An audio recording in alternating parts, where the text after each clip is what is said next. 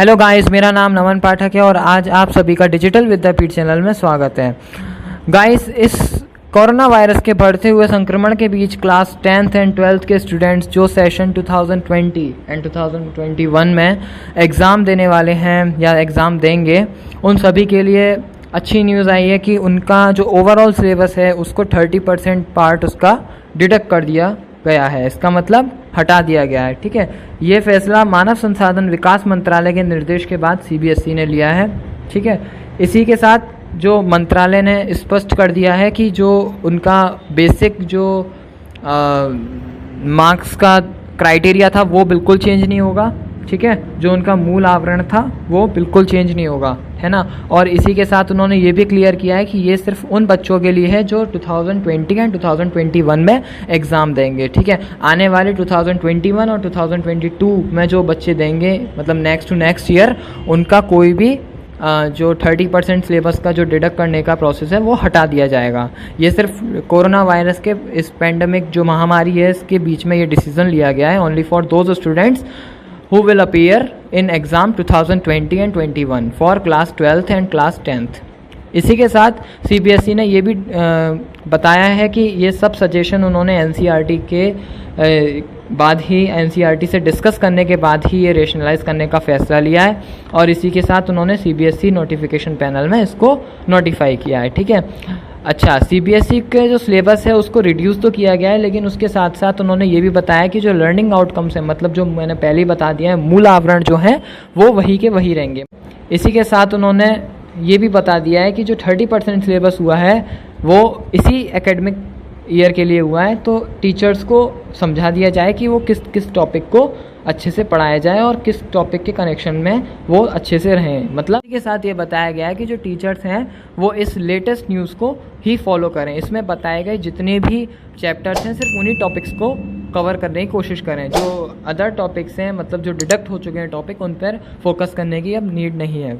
Only for those जो कि अब 2020 और 21 में क्लास 10 12th के बच्चे अपीयर होने वाले हैं। ठीक है, इसके बाद जो डिलीटेड पोर्शन है वो सिर्फ इंटरनल असेसमेंट में भी इंक्लूड नहीं होगा और जो ईयर एंड बोर्ड एग्ज़ाम होंगे, मतलब जो फाइनल एग्ज़ाम होंगे, उसमें भी इंक्लूड नहीं होगा। ठीक है, इसी के साथ सीबीएसई सिलेबस को रिड्यूस करने की बात अप्रैल 2020 में भी आई थी, लेकिन लॉकडाउन की वजह से, बढ़ने की वजह से और जो कोविड-19 पेंडेमिक सिचुएशन आई थी उसके वर्स्ट केस आने की वजह से ये सीबीएसई ने एक बिगर रिडक्शन का फैसला फाइनल किया है। और इसी के साथ हम अब यही डिस्कस करेंगे इस वीडियो में, कौन सा portion class 11 CBSE mathematics syllabus से डिलीट हुआ है। सो गाइस, स्टार्ट करते हैं वीडियो। सबसे पहले हम डिस्कस करेंगे हमारा कोर्स स्ट्रक्चर जो है क्लास 11th का फॉर सेशन 2020 एंड 21।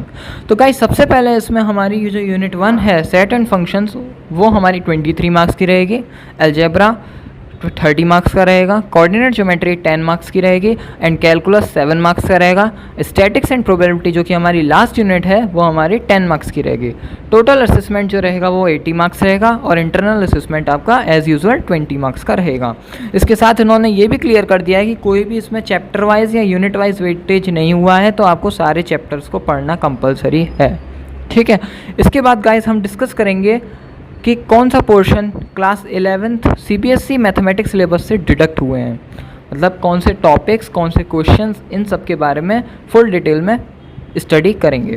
तो गाइस, अब हम deleted portion mathematics syllabus class 11th के बारे में डिस्कस करेंगे, जिसमें हमारी यूनिट 1 जो है सेट एंड फंक्शन, उसमें हमारा चैप्टर नंबर 1 सेट्स है, जिसमें हमारा एक difference of sets, complement of a set with properties of complement को डिलीट कर दिया गया है, जो कि हमारे एक्सरसाइज 1.4 को क्वेश्चन नंबर 9, क्वेश्चन नंबर 10 के फर्स्ट और सेकंड पार्ट, क्वेश्चन नंबर 11 को कवर करती है और साथ ही एक्सरसाइज 1.5 को पूरी तरह से डिलीट कर दिया गया है, जो कि पूरा कवर हो चुका था, जो कि पूरा डिलीट हो चुका है। इसी के साथ मिसलेनियस में क्वेश्चन नंबर 4 का second part, question number 5 and question number 8 का सिर्फ डिफरेंस वाला पार्ट जो है उसको डिलीट कर दिया गया है। चैप्टर नंबर 2 पर अगर हम आते हैं, उसमें हमारा Cartesian product of the set of real with itself up to r into R, जो ट्रिपल वाला फंक्शंस के मल्टीप्लिकेशन है वो डिलीट हो चुका है, सिर्फ अब r इंटू आर का बचा है। ठीक है, इसके साथ sum, difference, product and quotients of functions, इसको पूरा डिलीट कर दिया गया है। जो कि हमारा एक्सरसाइज 2.1 की क्वेश्चन नंबर 5 को, सेक्शन 2.4.2 जो कि page number 42 NCERT text book में दे रखा है, उसमें वो डिलीट हो चुका है सेक्शन। मिसलेनियस में क्वेश्चन नंबर 11 ख़त्म हो चुका है, जो कि basically some difference product and questions of function है। ये कि हमारा एल्जेब्रा ऑफ रियल फंक्शंस है, जो कि हमारा सेक्शन 2.42 में आ चुका है। इसके बाद गाइस ट्रिग्नोमेट्रिक फंक्शन में हमारा जो जनरल सॉल्यूशन है ट्रिग्नोमेट्रिक इक्वेशंस का sin y equals to sine A और cos y equals to cos A and tan y equals to tan A type का वो डिलीट हो चुका है, जो कि हमारा theorem 1, 2, 3 NCERT text book again उसको कवर करता है और क्वेश्चन नंबर 4 से लेकर 9 तक को डिलीट कर देता है। इसके बाद एल्जेब्रा यूनिट आती है, जो कि हमारा चैप्टर नंबर 4 है, प्रिंसिपल ऑफ मैथमेटिकल इंडक्शन। ये पूरा चैप्टर डिलीट हो चुका है। इसके साथ complex number and quadratic equation, जो कि हमारा चैप्टर नंबर 5 है, उसमें हमारा पोलर रिप्रेजेंटेशन कॉम्प्लेक्स नंबर का और square root of a complex number, ये दोनों डिलीट हो चुका है। पोलर रिप्रेजेंटेशन हमारा एक्सरसाइज 5.2 के क्वेश्चन नंबर 3 से लेकर क्वेश्चन नंबर 8 को कवर करता है और मिसलेनियस के क्वेश्चन नंबर 5 को कवर करता है। इसके बाद जो square unit of complex number है, ये आपको सप्लीमेंट्री मटेरियल में मिलेगा। गाइस आपने देखा होगा पीछे के जो पोर्शन होता है टेक्स्ट बुक के, उसमें एक सप्लीमेंट्री मटेरियल दिया होता है, वो भी हमको अपने एकेडमिक सिलेबस के साथ करना होता था। बहुत से स्कूल में नहीं कराते हैं, टीचर्स भी नहीं कराते हैं, लेकिन वो करना होता है क्योंकि वो बेसिकली सीबीएसई द्वारा ही दिया गया है और वो एक सिलेबस का पार्ट है, ठीक है, जो आने वाले फ्यूचर में आपको क्लास 12th में और जो बीटेक जो भी आप करते हो, वो आपको वहाँ पर ज़रूर कहीं ना कहीं आपको हेल्प करता है, ठीक है। लेकिन काफ़ी लोग छोड़ देते हैं उसको, वो उसमें से ये सप्लीमेंट्री जो मटेरियल है पेज नंबर 474 एक्सरसाइज 5.4 उसको कवर करता है, ठीक है। इसके बाद लीनियर इक्वलिटीज़ चैप्टर नंबर 6, इसमें कोई भी डिलीशन नहीं हुआ है क्योंकि एक बहुत ज़्यादा इंपॉर्टेंट चैप्टर है। इसके बाद हमारा जो चैप्टर नंबर 7 है परमुटेशन एंड कॉम्बिनेशन, इसमें हमारा जितने भी डेरिवेशन हैं फॉर्मूले के, जो कि हमारा NPR परमुटेशन का और NCR कॉम्बिनेशन का है, उसको डिलीट कर दिया गया है। चैप्टर नंबर 8 बाइनोमियल थ्योरम पूरा डिलीट हो चुका है। Chapter number 9 sequence and series, जो कि हमारी formula of the following sequence special sums summation के स्क्वायर एंड समेशन के क्यूब के जितने भी फॉर्मूले थे, उसके बेसिस पे जितने भी टॉपिक्स हैं, जितने भी क्वेश्चंस हैं, उनको डिलीट कर दिया गया है, जो कि हमारा एक्सरसाइज 9.4 को पूरी तरीके से डिलीट कर देता है। मिसलेनियस के क्वेश्चन नंबर 21, 23 से लेकर 26 तक को कवर करता है।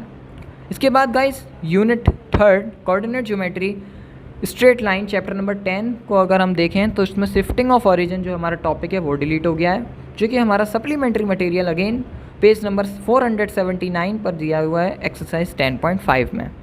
इसके बाद equation of family of lines passing through the point of intersection of two lines, जो कि हमारा एक बहुत ज़्यादा इंपॉर्टेंट टॉपिक होता था। a1x plus b1y plus c1 plus k bracket में a2x plus b2y plus c2 इस इक्वल्स टू 0, इस टाइप की जो इक्वेशन होती थी वो हमारी इक्वेशंस को डिलीट कर दिया गया है, जो कि हमारा सप्लीमेंट्री मटेरियल अगेन 477 पेज को कवर करता है एक्सरसाइज 10.4 में।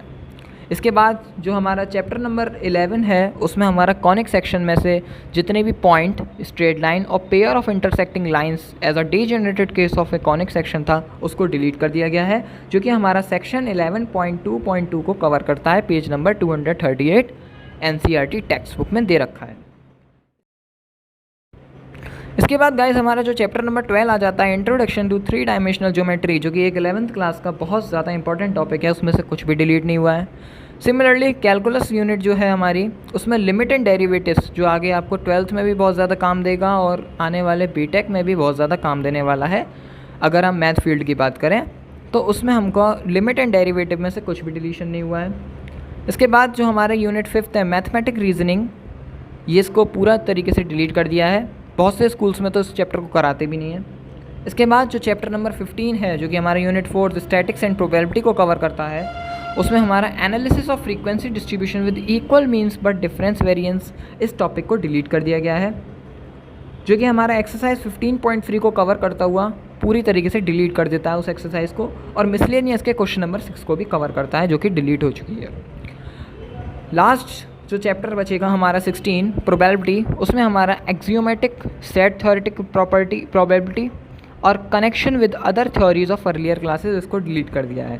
मतलब जितनी भी सेट से रिलेटेड प्रोबेबिलिटी है उसको डिलीट कर दिया गया है, और जितनी भी थ्योरी हमारी पिछले क्लास से रिलेटेड थी उसको पूरा डिलीट कर दिया है। अब जो बेसिकली टॉपिक रहेगा वो सिर्फ क्लास 11th का रहेगा। उससे पहले के जितने भी हम लास्ट जिसमें हमने इंट्रोडक्शन पढ़ा था, हम 7th से लेके और टिल 11th क्लास तक और आगे 12th तक भी प्रोबेबिलिटी को देखते हैं, क्योंकि 7th 6 से ही क्लास से चालू हो जाती है प्रोबेबिलिटी। तो उस सब की जो बेसिक थ्योरी दे रखी थी उसको अब हम डिलीट कर देंगे, उसको हम नहीं पढ़ेंगे, ठीक है। सो गाइज़, इसमें तो हमारा यही सिलेबस कटा हुआ है। ऑलमोस्ट काफ़ी ज़्यादा सिलेबस कम हो गया है, क्योंकि 2-3 चैप्टर आपके पूरी तरीके से डिलीट हो चुके हैं।